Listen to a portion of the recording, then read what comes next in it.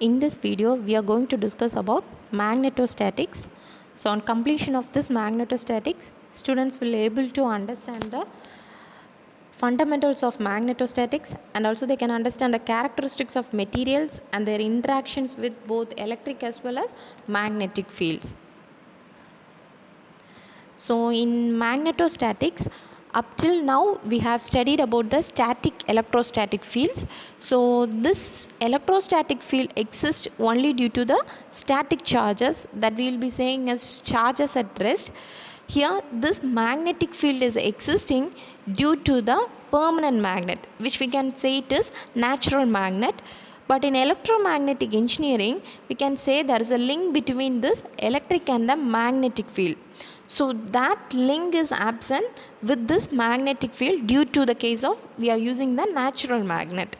So here this charges is at the motion. So when the charges are in motion, they are surrounded by this magnetic field.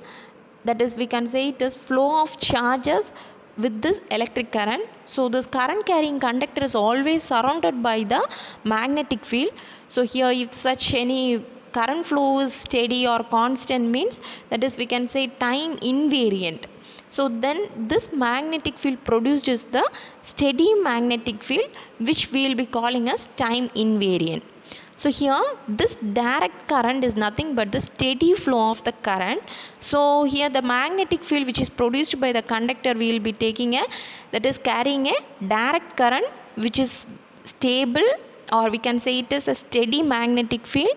So the study of this steady magnetic field which is existing in this space, we will be saying due to this current flow through this conductor, we can say it is magnetostatics.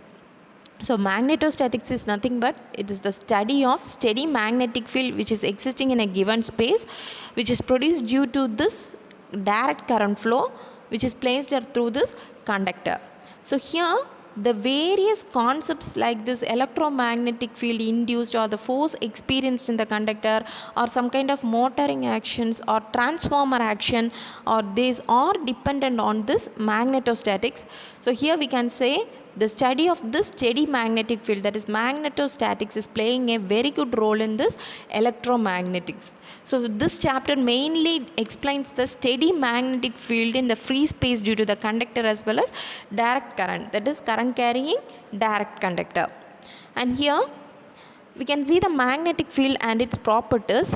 So here the study of this magnetic field, we can study the basic properties of the magnetic field.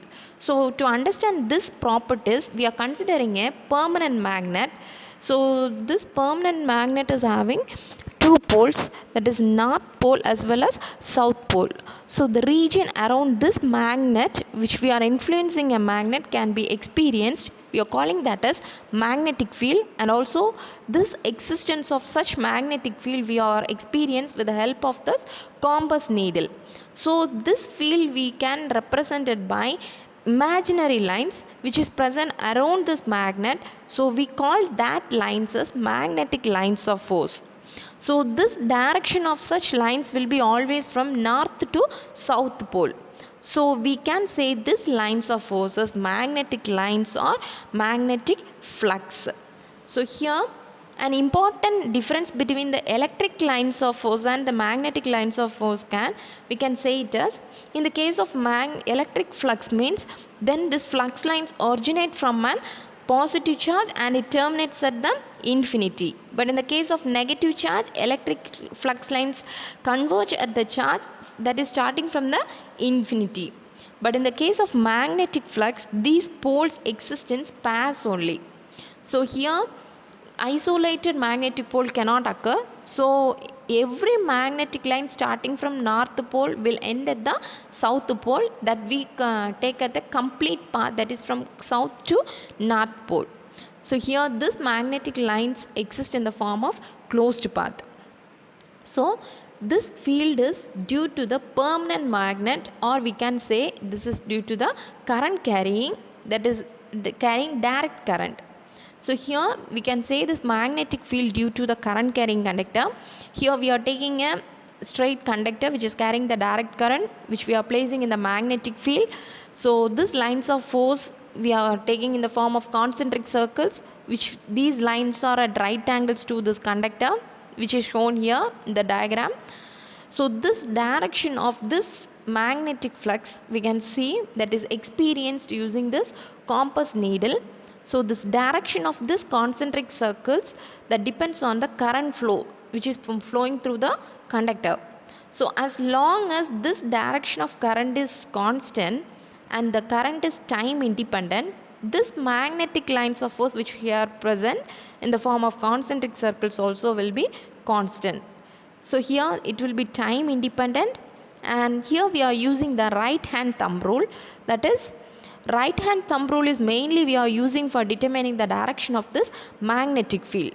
So around this conductor we can state that current carrying conductor in the right hand, so that this thumb rule points the direction of current and parallel to the conductor, then this curled fingers will point in the direction of the magnetic lines of flux. So practically we can say the current carrying conductor which we are representing by the small circle, that is top view of the straight conductor. So while the direction of this current is indicated as cross or dot. So if you are denoting in the form of cross, means this cross indicates the direction is along to the plane of this paper. If the dot indicates this current direction is coming out of the paper.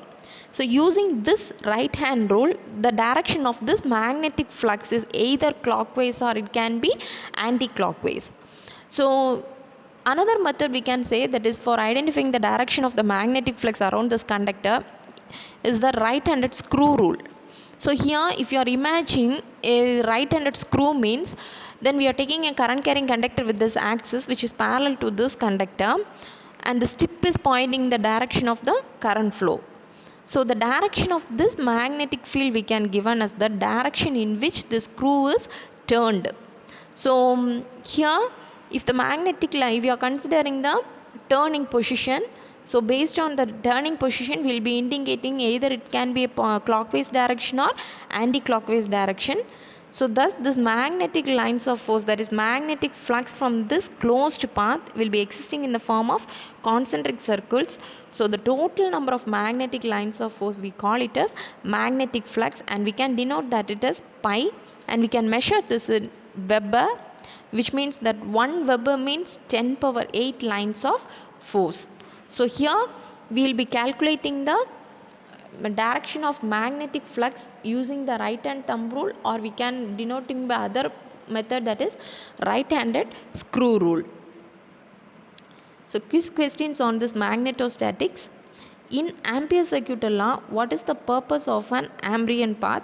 So that is to find the magnetic field in a region. And what is the value of cross product of two similar unit vectors? That is 0. And in a magnetic flux density, the total magnetic lines of force crossing a unit area in the plane to the direction of flux are at right angles or acute angles. It is at right angles. Thank you.